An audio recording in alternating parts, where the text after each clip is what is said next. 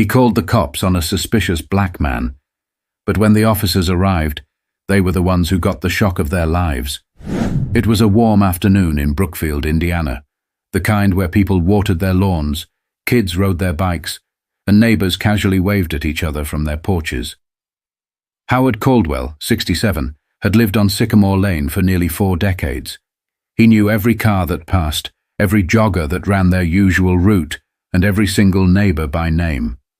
So when he spotted a tall black man in a tailored suit standing in front of the vacant house across the street, his stomach tightened. He squinted through the window, watching. The man wasn't doing anything, just standing there, looking at the house like he was waiting for someone. But something about it didn't sit right with Howard. The house had been empty for months after the previous owner moved into a retirement home. No for sale sign. No moving trucks. Just this man, standing there like he owned the place. Howard reached for his phone and hesitated. Maybe the guy was lost. Maybe he was waiting for a realtor. But maybe, just maybe, he wasn't supposed to be there at all. He dialed 911. "Yeah, this is Howard Caldwell. I live over on Sycamore Lane. I'm looking out my window right now, and there's a suspicious man outside the vacant house across the street. Tall, black guy in a suit. I don't know what he's up to, but he's just standing there." The dispatcher asked if the man was trying to break in. Howard admitted that he wasn't. "Well, no, but it just doesn't look right. This is a quiet neighborhood. We don't get strangers just hanging around." The dispatcher said they'd send an officer to check it out. Howard hung up, keeping his eyes locked on the man. A part of him wondered if he was overreacting. But another part of him, the part that had always believed he could tell when something was off, felt sure he'd done the right thing. 5 minutes later, the distant sound of police sirens cut through the suburban calm. 2 squad cars turned onto Sycamore Lane, slowing as they approached the house. Howard felt a flicker of relief. The officers would handle it. But something about the way the man stood his ground, calm, unbothered, made Howard uneasy. Most people would have looked nervous by now, maybe even tried to leave. Not this guy. He just waited. Howard didn't realize it yet, but he had just set in motion something that would shake the entire neighborhood to its core. But the real shock was still coming. The squad cars rolled to a stop, their tires crunching against the pavement. The man in the suit didn't move, didn't flinch. He simply turned his head slightly, watching as 2 uniformed officers stepped out of their vehicles. Officer Bradley Monroe, a stocky man in his mid-40s, with a habit of resting his hand on his holster, took the lead. His younger partner, Officer Jason Whitaker, hung back slightly. Monroe's eyes flickered toward the house, then back to the man. "Afternoon, sir. Mind telling us what you're doing here?" The man turned to face them fully now, his expression unreadable. His suit was crisp, tailored perfectly to his broad frame. If he was intimidated, he didn't show it. "Is there a problem, officer?" he asked, voice steady. From across the street, Howard watched from behind his curtain, barely breathing. "We got a call about a suspicious person on the property," Monroe said, glancing at the vacant house. "This place has been empty for a while. Just need to know what your business is here." The man exhaled sharply through his nose, almost a chuckle, but not quite. He reached into his pocket, moving slowly. Monroe's fingers tensed near his holster. Whitaker took a half-step forward. Howard's pulse spiked. But the man didn't pull out a weapon. Instead, he produced a leather badge holder, flipping it open with a casual flick of his wrist. The gold emblem inside caught the sunlight. "My name is Leonard Briggs. I'm the new chief of police for this town." Silence. The neighborhood noise, the hum of lawnmowers, the distant chatter of kids, seemed to vanish. Monroe blinked, his mouth opening slightly before he shut it again. He looked over at Whitaker, as if to make sure he had heard the same thing. Whitaker's face was unreadable. "Wait a minute." Monroe cleared his throat. "Chief Briggs?" Leonard nodded once. That's right. Just got here a week ago. Was planning to introduce myself at the station later today. Whitaker's posture changed instantly. His hands, which had been hovering near his belt, now relaxed at his sides. Howard's grip tightened on the curtain. Sir, we weren't aware. Munro started, his voice faltering. You weren't aware? Leonard repeated, his tone neutral but laced with something else. Munro glanced around, suddenly hyper-aware of the growing number of neighbors stepping out onto their porches. Word was spreading fast that something was happening.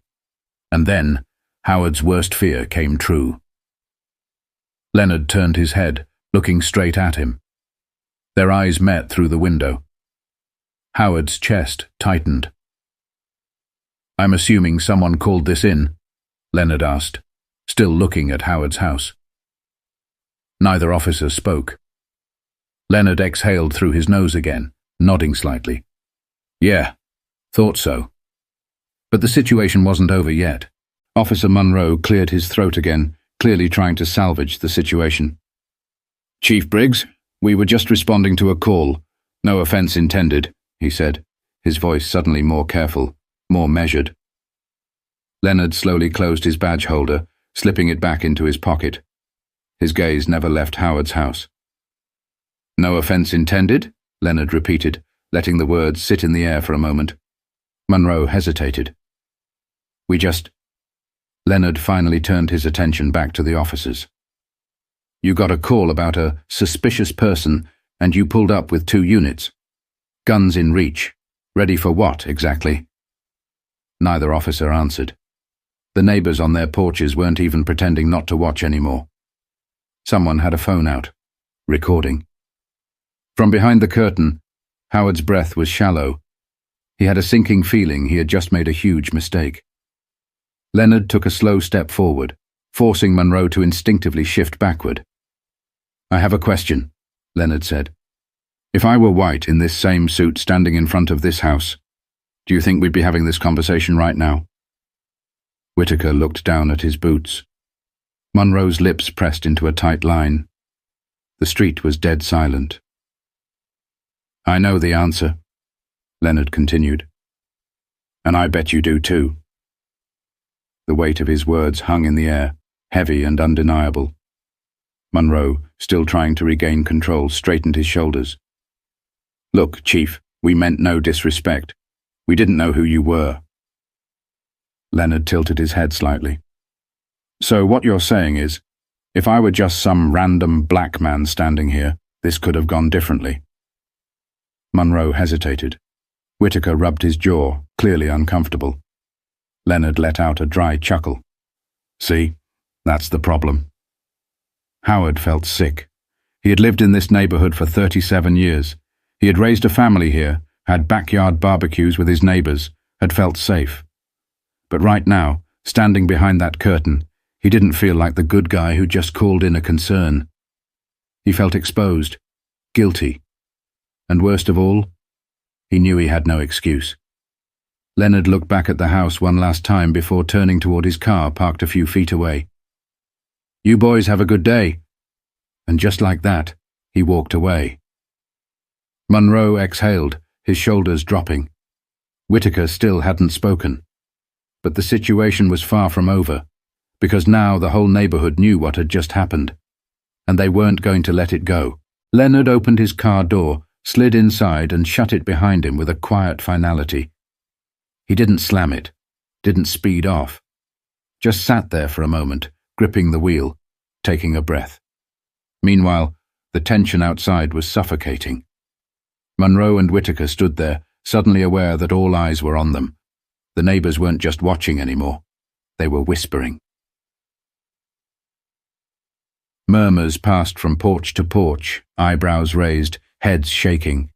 A woman across the street, Denise Harper, a schoolteacher, crossed her arms and called out, "Did you really just stop the new police chief?" Munro's jaw tightened. Howard felt his stomach drop further. Then, another voice. Tom Grayson, the guy 2 doors down. All this because a black man was standing in a suit? That's what we're doing now? The murmurs grew louder. Whitaker shifted uncomfortably. Munro clenched his fists. Neither of them had an answer. And then the real blow landed. The sound of Leonard's car door opening again. He stepped out, but this time he wasn't holding his badge. He had his phone in his hand, and Howard didn't have to guess what he was doing. He was making a call. Munro's face went pale. It hit him. This wasn't just going to be a bad look. This was about to go up the chain. Howard swallowed hard. He had made one phone call thinking he was protecting his neighborhood, and now the entire neighborhood was looking at him. Denise turned toward Howard's house, eyes narrowing. She wasn't the only one. Howard backed away from the window. He could feel the weight of the stairs even through the glass. And then a knock at his door. His heart slammed against his ribs. He didn't need to look. He knew who it was. But the question was he ready to face what was coming next? The knock came again. Steady. Controlled. Howard's legs felt like they weighed 100 pounds each as he walked to the door. He knew he had two choices: pretend he wasn't home or face what he had set in motion. He swallowed hard, then reached for the knob, his fingers trembling slightly. As the door swung open, Leonard Briggs stood there, phone still in hand, expression unreadable. Up close, the man looked even taller than Howard had realized. For the first time in his life, Howard, who had always seen himself as a good man, a fair man, felt small. "Afternoon, Mr. Caldwell." The fact that Leonard knew his name sent a ripple of shame through Howard's chest. Of course he knew. It was probably on the report. Howard cleared his throat, trying to keep his voice steady. "Chief Briggs." Leonard studied him for a moment. "So tell me," Leonard said, his tone even. "What exactly did you see that made you think I was a threat?" Howard opened his mouth, but nothing came out. He had prepared a dozen justifications in his head, but now, none of them held up. He hadn't seen Leonard trying to break in, hadn't seen him looking into windows, hadn't seen him acting strangely at all. All he had seen was a black man standing outside a house. Howard's face burned. He started, but Leonard tilted his head slightly, waiting. There was no good answer, and they both knew it. The silence stretched long enough to become unbearable. Howard dropped his gaze. I made a mistake," he admitted, his voice quieter now. Leonard took a slow breath, then nodded. "Yeah, you did." Howard braced himself for anger, for a lecture, for something. But instead, Leonard just stood there for another moment watching him. And somehow, that felt worse. Finally, Leonard slipped his phone into his pocket. "Here's the thing, Mr. Caldwell," he said. "I moved to this town because I believed in what it stood for. I believed in its people." He let that sink in. "But now, I have to ask myself if this town believes in me." Howard felt a sharp twist in his gut. Leonard gave a small, almost disappointed shake of his head, then stepped back. "Have a good day." And just like that, he walked away. Howard watched as Leonard got into his car, started the engine and pulled off. But the feeling he left behind didn't go anywhere. Because now, Howard had to live with the weight of what he had done. And this time there was no curtain to hide behind. But the real question was, what was he going to do about it? The street had gone quiet again. But this time, it wasn't the peaceful kind of quiet. Howard stood in his doorway, watching as Leonard's car disappeared down the street. The weight in his chest didn't lift. If anything, it settled in deeper. Across the road, neighbors were still watching him. Some shook their heads before heading back inside. Others just stared, their expressions unreadable. Howard felt it. The shift, For decades he had seen himself as the kind of man who did the right thing, the kind of man who looked out for his neighborhood. But today he had to face the truth. He hadn't protected anyone. He had only exposed himself. Denise Harper, the school teacher, lingered on her porch for a moment before calling over. "You gonna say something, Howard?" Howard's throat felt dry. He didn't know what to say.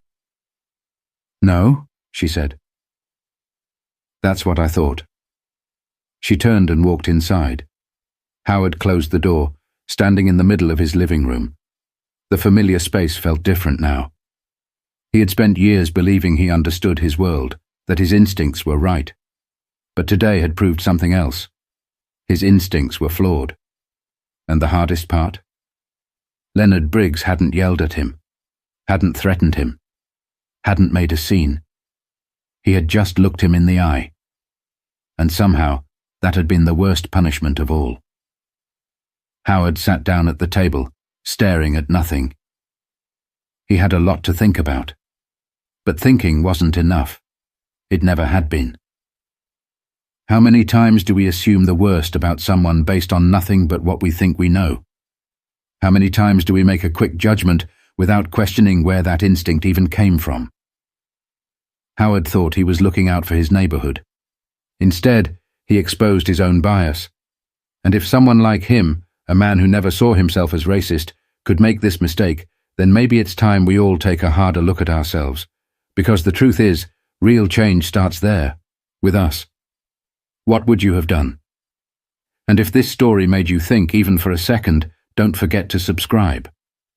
There are more stories like this that need to be told, and we want you to be part of the conversation. Hit that subscribe button and turn on notifications so you don't miss the next one.